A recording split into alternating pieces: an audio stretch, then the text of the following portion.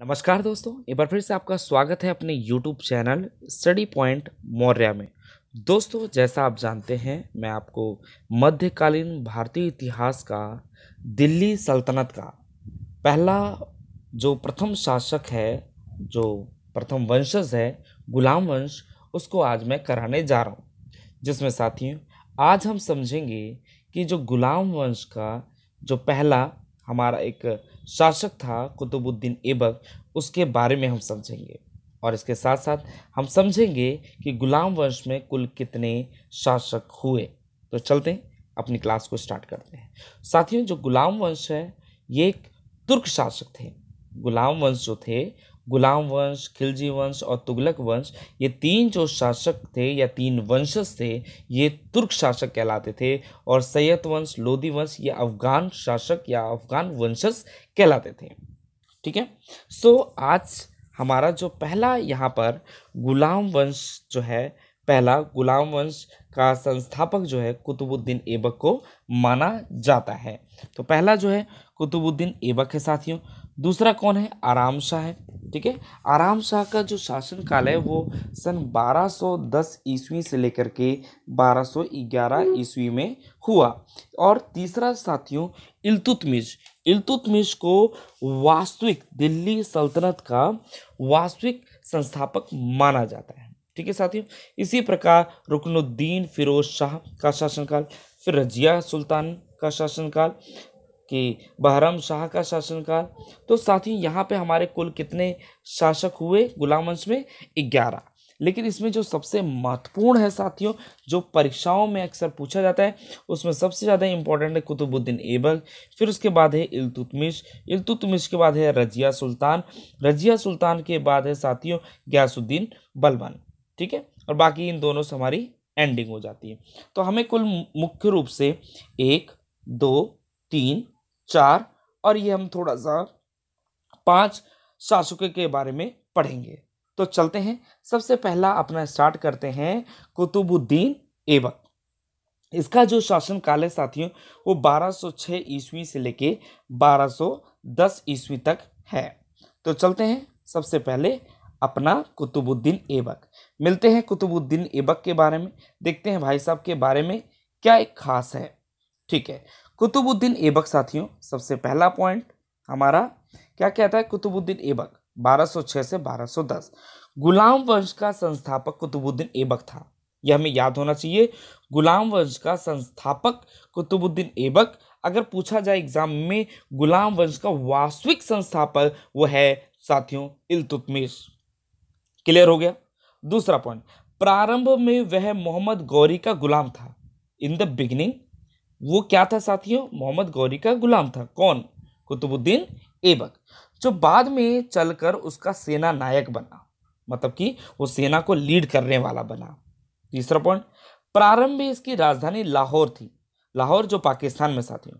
बाद में इसकी राजधानी कहाँ बन गई? दिल्ली में बन गई। क्लियर हो गया। हमें याद रहेगा, पेपर में पूछ सकता है कि कुतुबुद्दीन ऐबक का प्रारंभिक जो राजधानी थी वो कौन सी थी। तो क्लियर हो गया यहाँ पे, उसकी प्रारंभिक राजधानी कौन सी थी? लाहौर थी। क्लियर। फिर बाद में उसकी राजधानी क्या बनी साथियों? दिल्ली बनी। ओके। अब आ जाते हैं अपना अगला पॉइंट। अगला पॉइंट हमारा क्या कहता है साथियों? कुतुब मीनार, जो हमारा यहाँ पे दोस्तों मेहरौली में जो है कुतुब मीनार, दिल्ली के मेहरौली में जो कुतुब मीनार की जो नींव रखी गई, वो कुतुबुद्दीन ऐबक ने डाली थी। और उसका पूरा काम किसने करवाया? इल्तुतमिश ने करवाया। ये भी हम अगले उसके बारे में हम पढ़ेंगे। कुतुब मीनार जो कुतुबुद्दीन ऐबक था, उसने ही कुतुब मीनार की नींव डाली। ठीक है।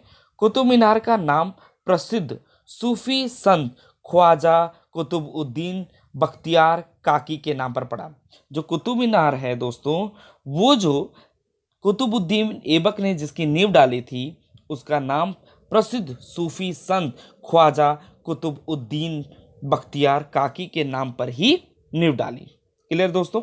जिस तरीके से शाहजहां ने अपनी बेगम के लिए ताजमहल बनवाया, उसी प्रकार कुतुब मीनार की जो नींव है कुतुबुद्दीन ऐबक ने डाली। लेकिन किसके नाम पर? जो उसके सूफी संत थे ख्वाजा कुतुबुद्दीन बख्तियार काकी के नाम पर डाला। क्लियर है साथियों। अब चलते आगे। उसने भारत की प्रथम मस्जिद कुवत उल इस्लाम, ये दिल्ली में है साथियों, और 2.5 दिन का झोपड़ा अजमेर में बनवाया। क्लियर है साथियों। यहाँ पर कुतुबुद्दीन ऐबक ने कुतुब मीनार की नींव भी डाली और उसने प्रथम मस्जिद कुवत उल इस्लाम जो है दोस्तों ये दिल्ली में बनवाया और 2.5 दिन का झोपड़ा अजमेर में बनवाया जो अजमेर राजस्थान में है। क्लियर है साथियों। आइए अब अगला पॉइंट समझते हैं। अगला पॉइंट क्या कहता है साथियों, कहता है कि भाई कुतुबुद्दीन ऐबक को लाख बख्श भी कहा जाता था या उसको उपाधि मिली थी। लाख बख्श का मतलब होता है दोस्तों लाखों का दान देने वाला।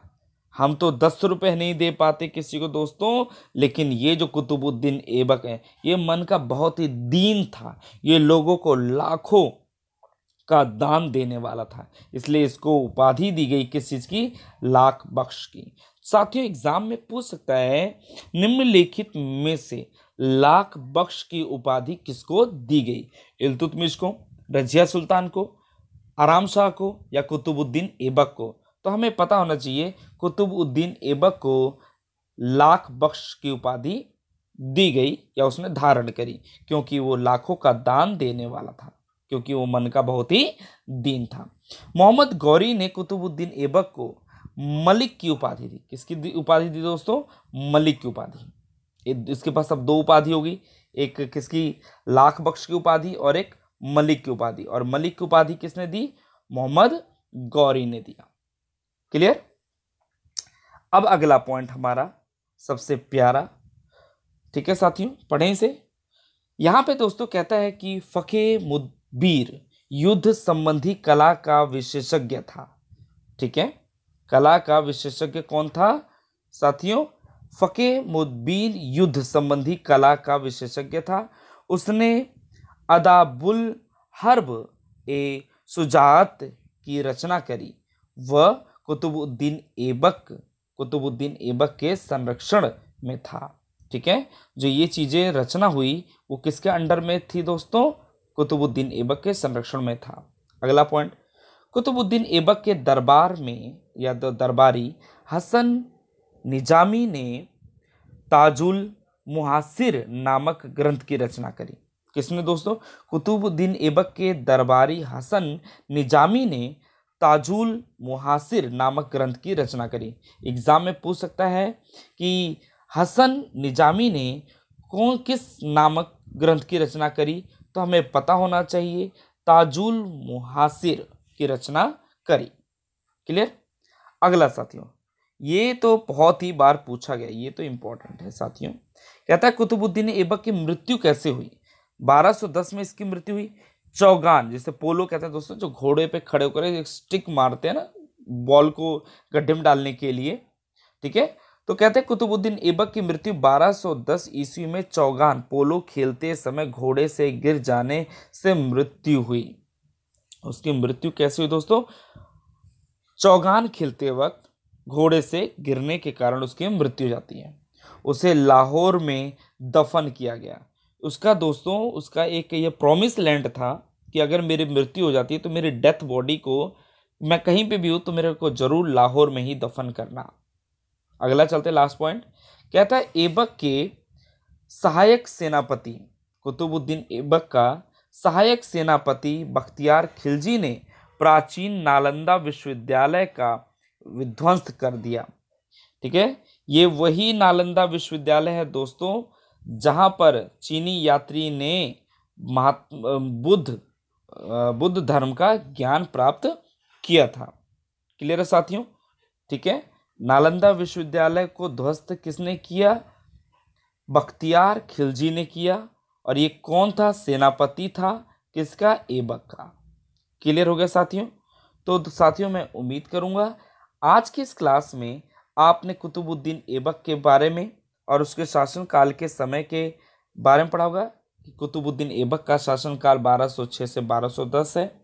वह गुलाम वंश का संस्थापक है। अगर वास्तविक पूछा जाए तो इल्तुतमिश है। ठीक है, और ये क्या है, गुलाम था, बाद में चलकर वो सेना नायक बना। किसका गुलाम था? मोहम्मद गौरी का। इसकी प्रारंभिक राजधानी लाहौर थी, लेकिन बाद में दिल्ली हुई। कुतुब मीनार की नींव कुतुबुद्दीन ऐबक ने डाली। ऐसे ही साथियों, ये बहुत ही महत्वपूर्ण टॉपिक है। इसको लाख बख्श की उपाधि भी गई, और इसे मलिक की उपाधि किसने दी? मोहम्मद गौरी ने दी।